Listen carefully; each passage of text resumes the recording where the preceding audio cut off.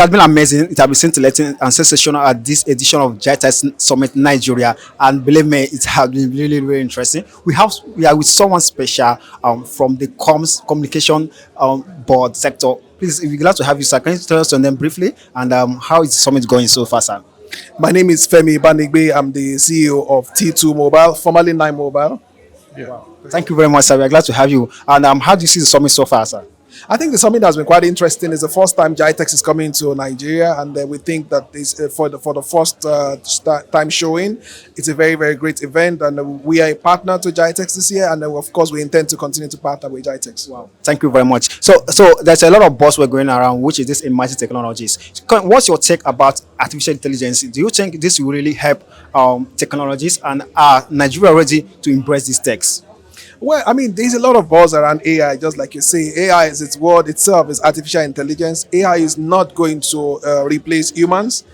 AI is supposed to be able to augment the skills of human, to be able to automate our processes, to be able to ensure faster decision making, to be able to streamline the way you do things so that we can be more efficient, and also to be able to ensure that we can launch digital services in a way that is relevant to the needs and the aspirations of people generally. So that's the way I see AI. Wow. I have betrayed them. There's a lot of builders in the industry. A lot of people building using these technologies, AI, blockchain, and then they have their key problems have been education and funding. Are there ways you are playing roles, to help startups in education and funding? Well, I think from my perspective, I haven't run a startup myself. Yes, funding is key for a startup, but I think having a much more bankable product is much more important than just the funding. There has been a lot of funding that has gone into startup. Many of the startups have not necessarily created a minimum viable product. So the first thing is, can we ensure that we create minimum viable products, as it were? And I also want to encourage startup not to effectively duplicate unnecessarily or fragment unnecessarily.